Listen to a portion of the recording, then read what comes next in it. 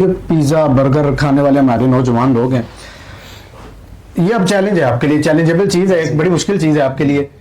इनको देसी फूड्स की तरफ आप कैसे आप लेके आएंगे? बड़ी मुश्किल चीज़ है, क्योंकि पिज़्ज़ा बर्गर शवारमे तो रोल पराठे तो कोई भी नहीं छोड़ना चाहता।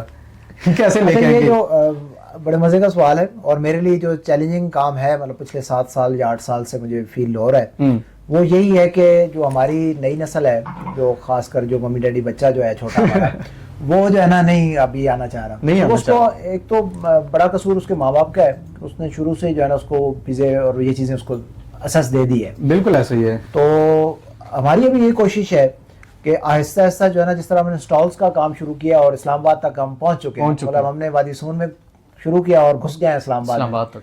तो जब आते हैं तो खुला पड़ा होता है, फ्री के आइटम वैसे भी हम पाकिस्तानी पसंद करते हैं, तो फ्री में जब चखते हैं तो कहते हैं यार चीज़ तो मज़े की है। वो दोबारा जब घूम फिर के आते हैं सब कुछ, फिर दोबारा आते हैं चखते हैं। तो वो पहले एक दफ़ा स्टॉल पे तो मुझसे कुछ नहीं लेते, लेकिन अगले जब 2-3 महीने बाद दोबारा स्टॉल लगता है ना, वो ढूंढ रहे होते हैं कि पंजीरी वाले भाई किधर खड़े हैं, हमने पंजीरी लेके जानी है।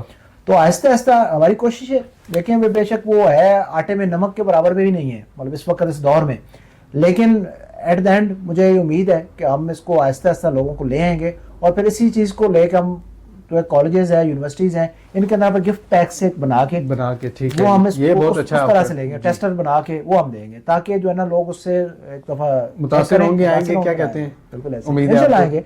देखिए मैं आपको पहले वो जिक्र किया है कि आना तो है, आना तो है, या तो खुशी से आना है या फिर मुसीबत से आना है, मजबूरी से।